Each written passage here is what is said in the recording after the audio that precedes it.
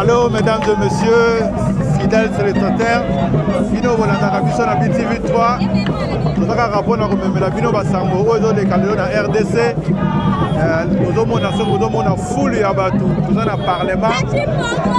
On a prestation à serment à 3 juges. FCC va assister. Mais peu importe cela, Mokonzambo a toujours déterminé. Il y a quoi avancer. Allô, Ndeko, bonjour. Ouais, bonjour. Tout le monde y a vraiment nice. On a dit mais. Le mercredi, le 21 octobre, nous avons dit à la fin du peuple. Il y a qui côté là. Il y a qui va accompagner. Loba. Ouais, bonjour. En fait, le 21 octobre, il y a la fin du peuple pour accompagner le juge. Il fallait prêter serment. Il y a un petit progrès. Le quoi nous avons pas accompagné. L'action chef de l'État, le coup là, à qui est le mot est l'amour, de pas être de à la bande coûté. Mais Bandeko, il y a FCC Balobi qui a violé la Constitution. Il y a un magasin à Malam. En fait, formation autosoin et pas à papa. La bamboula nyonso oyo na ndimi teke Mokonzambo a violé la Constitution. Alors ça makambo oyo ça conformément à la loi. Baya ne ba CG, ba jousi ba prêter serment dans ndima bango. Ceux qui ba boyi yango, c'est que ba préparer déjà des missions na bango. Mais est-ce que ceux qui bango ba zate ba juge ba prêter toujours serment? Mokonzambo kazali biso peuple tozali to yewana, ba ba jousi ba prêter serment na bango. Ceux qui bango ba boyi koya, ezali sabotage. Donc automatiquement, ba bongisa déjà mokana bango ya des missions pour etenenge za boye, donc luka ba bisusu ba kozala compétent pour travailler. Est-ce que bango va démissionner, on assure? Mais pourquoi pas? Mais ceux qui déjà ont payé ça, ceux qui ont payé automatiquement, il faudrait démissionner. Merci beaucoup, merci. Merci papa.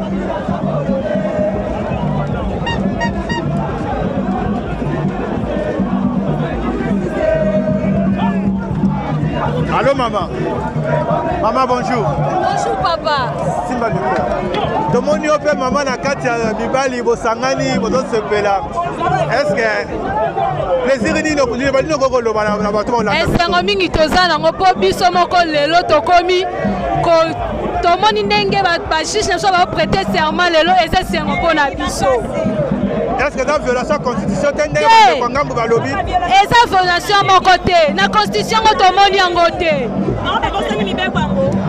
Est-ce que bango va libérer côté pour bango intellectuel bango ébélé? Papa passe assemblée te baye biango. Mais baye te pourquoi? Etali bango. Etali bisote. Etali bisote. Est-ce que ba juge là ba rosala to ba rosala te? Ba osala pour Mokonzambo ka yemo kwa sur le terrain. Aba kosala penza. Bango baya te etali bisote.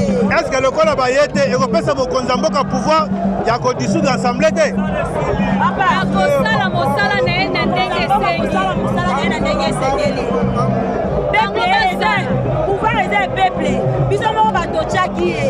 Biso mo beto soutenir e. Bayate bona biso etali biso te. Il va nous soukani ezali ni maman. Papa esengo na biso ezali ndenge to mona ka ba juge na biso ba prêter serment. Esengo na biso yangwana. Président na biso asala musala na ye, arumela na ye ndenge to votela ki e asala ka bongo. To sepelde ka bongo. Merci papa. Président Pachi to lela enfant président Pachi. Alors biboé. La pesa est comme un bigu rouge natina. Et l'autre se m'a ndazo corriger. Ba wele la justice, ba wele la mamwe belé. Ba mo na ngotina te. To ebisaki bango. Na mu bébé telemaka. Uta aussi mango azate. Fachi, ala toujours béton. C'est le bigu rouge. Mu bébé telemi. Ta mu bébé kaina ne ya kawana. Et pour ça ba parasole et pour ça ba nini. Yo salani. Yoko sala nini? Hein?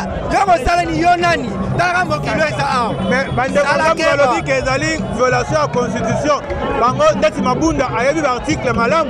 Balobi boye. Omoni tango ke pataye atongele la mana tai na yo. Yeba ke un jour okoya munene mutu musako latango. Okasa te so tigeli mutu musela la mana lata ekomi mabete yo tongaki na tai na ye koko sute. Mutu ala tanga na eza na tai na ye sikoyo. Etali yo te.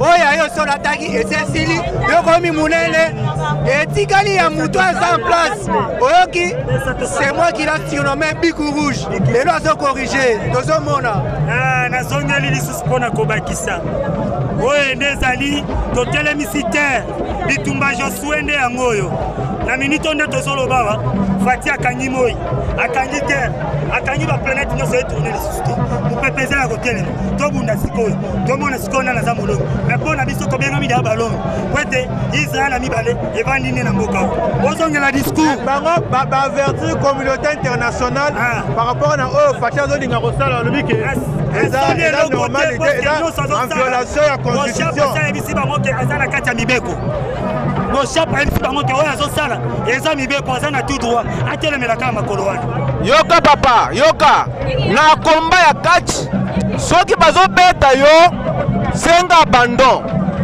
okokufela na ring pamba basenga abandon puisque tle wana bamoni ke bango nde balongi mpo baye te lolemo kobima wana ezali abandon bakimi ring wana tozosala footing adversaire aza te a compté 3 fois victoire na camp peuple basenga abandon match ezati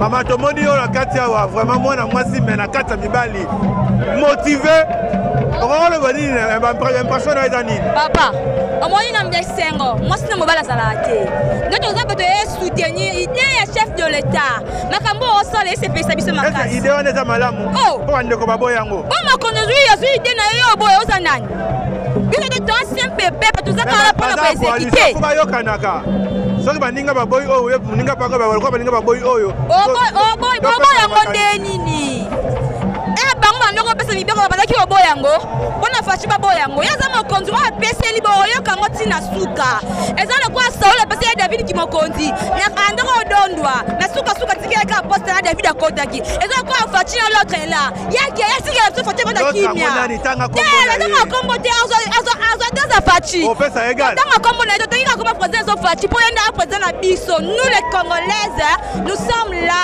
pour lui toza awa yebisa ye kiti bokonzi ana avanda aumela mutu alongola aza congolais tozaka na poto tobondaka na kiti neso tobondaka na bacongolais toboyi na biso baétranger bakoma mboka na biso toboyi ndeko liloba ngo bakisaleba na ndeko omona pasi talaka mabelo eza banani répondre ngana mabelo eza banani bakongolais ngana oyo toza banani bakasa za ya ngai siko bamagistrat lelo efo bapete serment baza banani ezobana ndenge nini président esalanga mpasi naloba ndenge nini président tunanga na motuna mpona beso réponse mais bango balobi ke baza en coalition basanganaki mpo travailler et bango balobi ke oyo ndeko asali ezali violation ya constitution. Mais s'il y a un pays déjà, dans tout le monde, nous avons la démocratie. Nous avons un pays démocratique.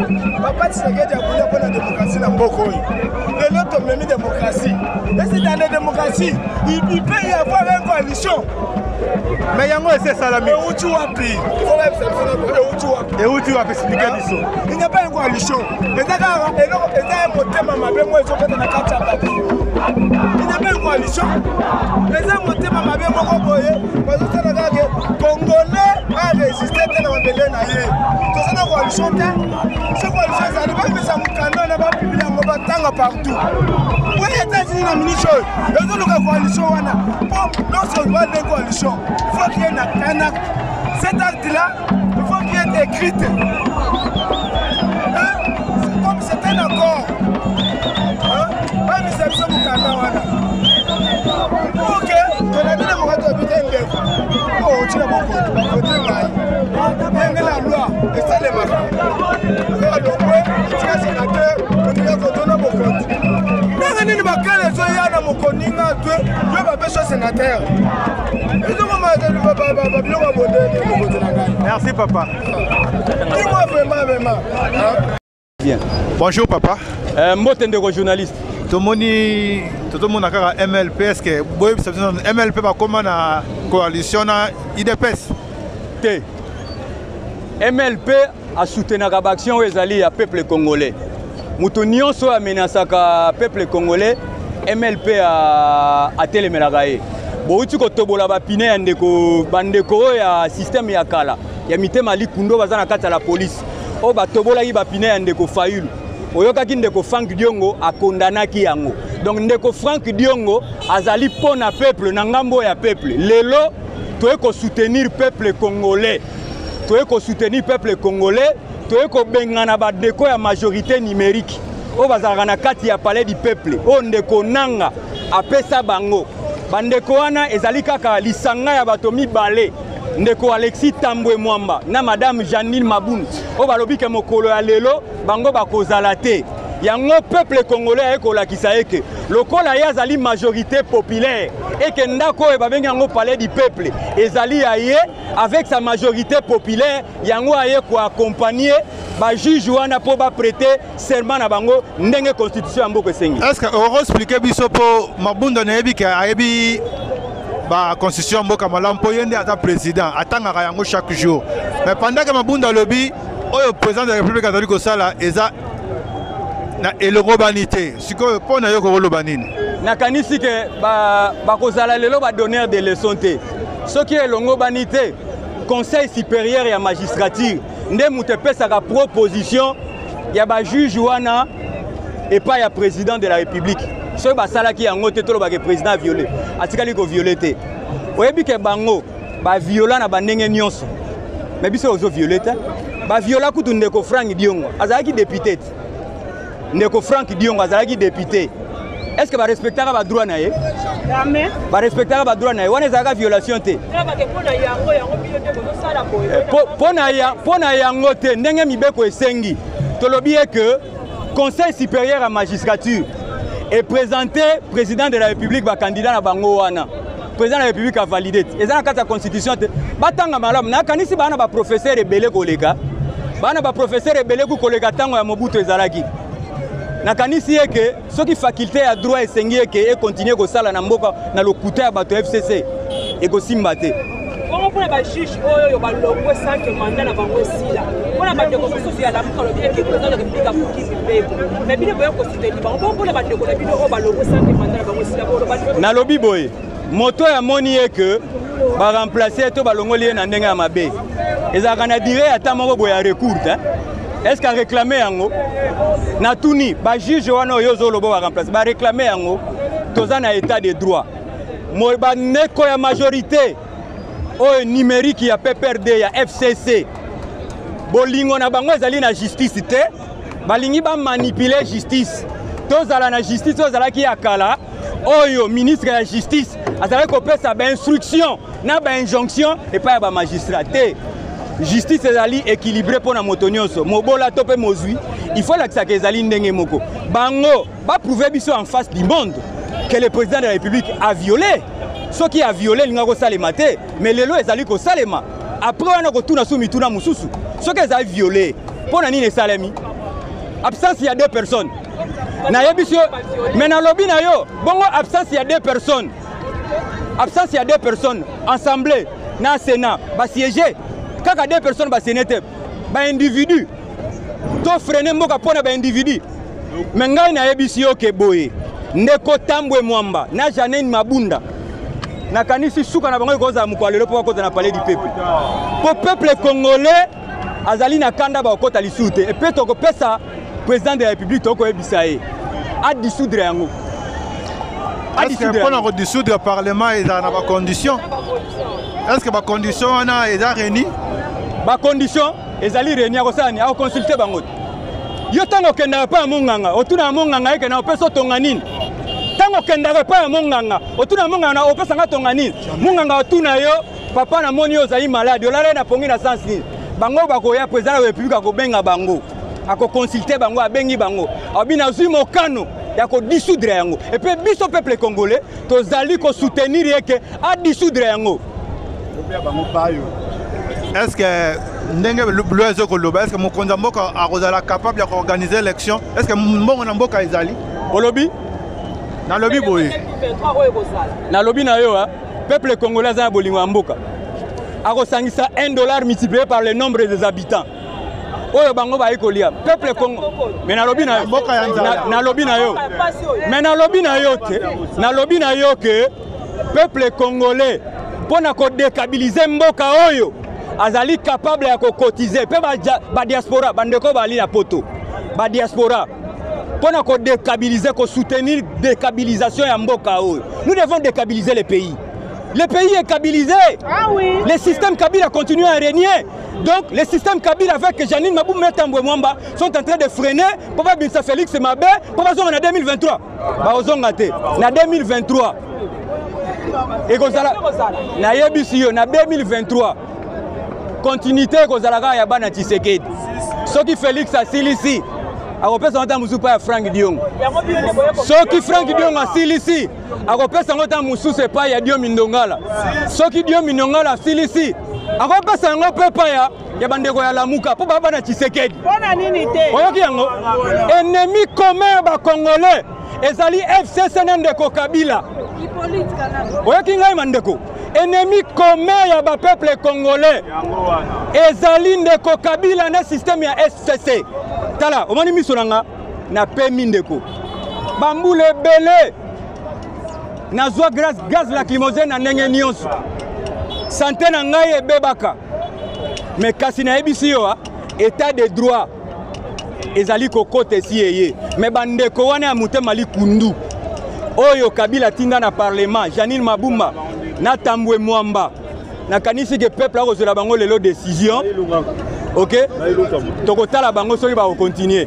Pepe, merci beaucoup. Ni lokoko lo bapona 3 chicho ba nomé lelo, ba pona ba soba da misala na bango parce que lelo déjà ma kabezo si lokoko ba bango ni. Esengona bango pour être peuple congolais mutaye ko soutenir bango.